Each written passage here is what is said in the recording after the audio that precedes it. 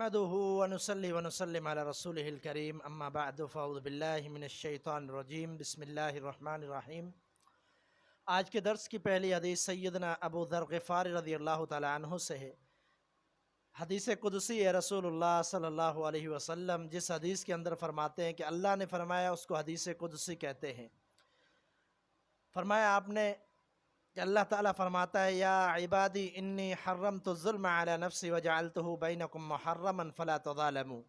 صحیح مسلم کی روایت ہے کہ اے میرے بندو، میں نے اپنے نفس پر ظلم کو حرام قرار دیا ہے اور تمہارے درمیان بھی اس کو حرام قرار دیا ہے، ایک دوسرے پر ظلم نہ کرو۔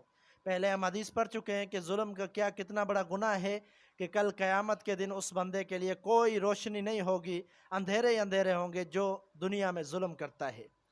اگلی روایت سیدنا ابو ہریرہ رضی اللہ تعالیٰ عنہ سے ہے۔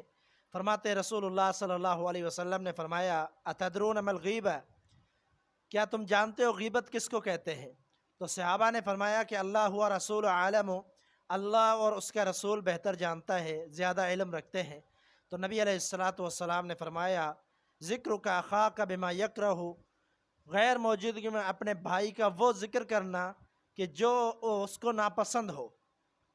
صحابہ نے اگلا سوال کر دیا، افرأیت ان کان فی اخی ما اقول، اللہ کے رسول صلی اللہ علیہ وسلم اگر ہمارے بھائی کے اندر وہ بات موجود ہو جو ہم نے کہی تو آپ اس کے بارے میں کیا فرماتے ہیں اور آپ کی کیا رائے ہے؟ تو آپ نے فرمایا، ان کان فیہ ما تقول فقد ابتغتہ، اگر اس کے اندر وہ بات موجود ہے جو تو نے کہی تو پھر یہی غیبت ہے۔ وَإِن لَمْ يَكُنْ فِيهِ فَقَدْ بَهَتَّهُ، اور اگر اس کے اندر بات وہ موجود نہیں ہے تو پھر یہ غیبت نہیں ہے بلکہ بہتان الزام ہے۔ تو معلوم ہوا کہ پیٹھ پیچھے بات کرنا، اور اگر اس کے اندر اچھائیاں ہیں، بھلائیاں ہیں، محاسن کا ذکر کرنا یہ جائز ہے، لیکن اس کی ایسی چیزوں کو ذکر کرنا جو خود ناپسند سمجھے تو یہ جائز نہیں ہے، یہ غیبت میں شمار ہوتا ہے، اور غیبت سے انسان کے اعمال تباہ و برباد ہو جاتے ہیں۔ یہ روایت بھی صحیح مسلم کی ہے۔ اگلی روایت سیدنا ابو ہریرہ سے، فرماتے ہیں رسول اللہ صلی اللہ علیہ وسلم نے فرمایا، لا تحاسدوا ولا تناجشوا ولا تباغضوا ولا تدابروا، فرمایا کہ ایک دوسرے سے حسد نہ کرو اور ایک دوسرے کو دھوکہ نہ دو۔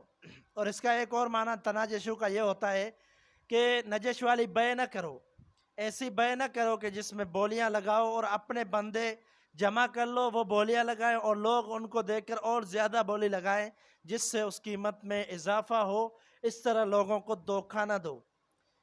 اور فرمایا ایک دوسرے سے بغض نہ رکھو اور ایک دوسرے کے پیٹھ پیچھے باتیں نہ کرو اور ایک دوسرے سے منہ نہ موڑو، ولا تدابروا۔ تو یہ آپس کے تعلقات کے حوالے سے بڑی ہی اہم حدیث ہے۔ آگے رسول اللہ صلی اللہ علیہ وسلم نے فرمایا، کونوا عباد اللہ اخوانا، اے اللہ کے بندے سارے کے سارے بھائی بن جاؤ، المسلم اخو المسلم، مسلمان مسلمان کا بھائی ہے، لا یظلم ولا یحقرہ، نہ ہی اپنے بھائی پر ظلم کرتا ہے اور نہ ہی کسی اور کے سپرد کرتا ہے اور نہ ہی بے یار و مددگار چھوڑتا ہے، ولا یحقرہ، اور نہ ہی اپنے مسلمان بھائی کو اپنے سے حقیر جانتا ہے۔ اور پھر آپ صلی اللہ علیہ وسلم نے اپنے سینے مبارک کی طرف 3 مرتبہ اشارہ کیا، وَيُشِيرُ إِلَىٰ صَدْرِهِ 3 مرات بِحَسْبِ امْرِئٍ مِّنَ الشَّرِّ أَن يَحْقِرَ أَخَاهُ الْمُسْلِمَ۔ آپ نے فرمایا بندے کے حقیر ہونے کے لیے اتنا ہی کافی ہے، بندے کے برے ہونے کے لیے اتنا ہی کافی ہے کہ وہ اپنے بھائی کو اپنے سے کم سمجھے، حقیر سمجھے۔ پھر آپ صلی اللہ علیہ وسلم نے فرمایا، کل المسلم علی المسلم حرام دمہ ومالہ وعرضہ، ہر مسلمان کا دوسرے مسلمان پر مال حرام ہے اور اس کا خون حرام ہے اور اس کی عزت حرام ہے، یعنی نہ اس کا مال ناجائز طریقے سے کھائے، نہ اس کو قتل کرے اور نہ ہی اس کی عزت پر حملہ کرے۔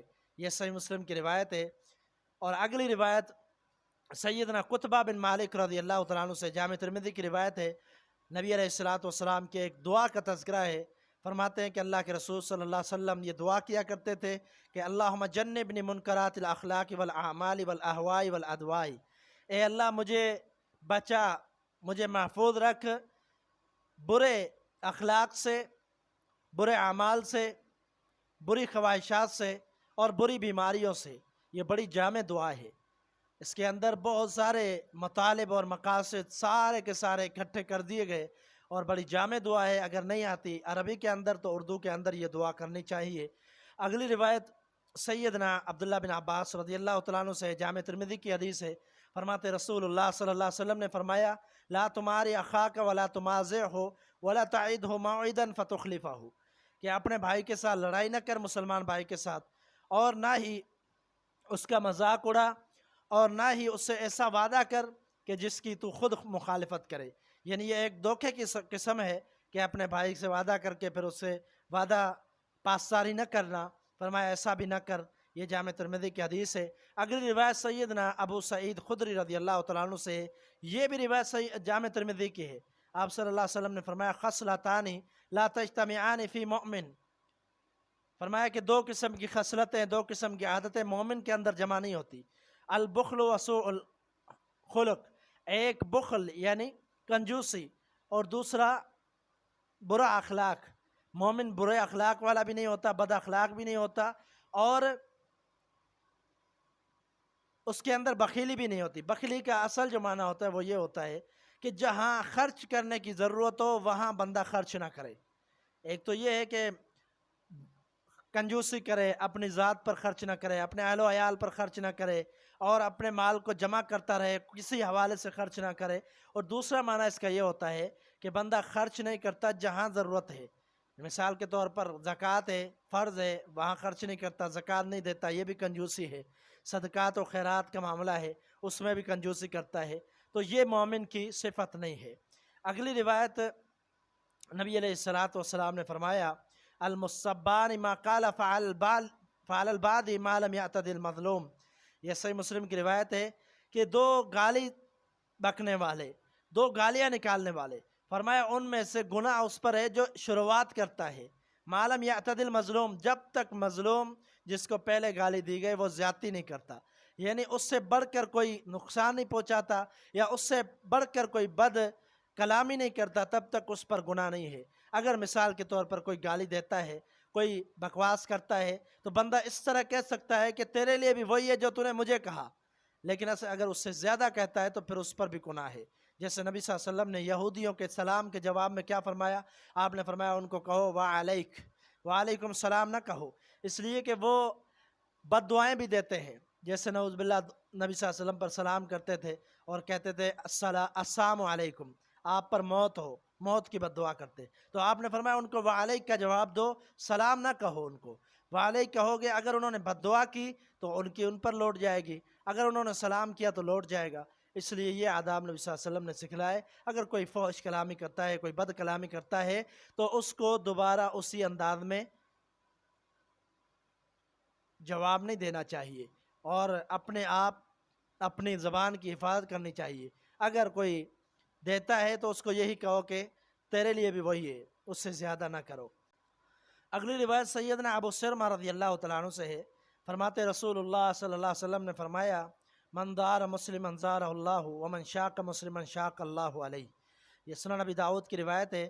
آپ نے فرمایا کہ جو مسلمان کو مصیبت میں مبتلا کرے گا اللہ اس پر بھی مصیبت ڈال دے گا، اور جو بندہ مسلمان پر مشقتیں کرے گا تو اللہ تعالیٰ بھی اس کے لیے تنگیاں اور مشقتیں پیدا کر دے گا۔ اللہ تعالیٰ تمام ان احادیث پر ہمیں عمل کرنے کی توفیق عطا فرمائے۔ وما توفیق الا باللہ علیہ توکلت و الیہ انیب۔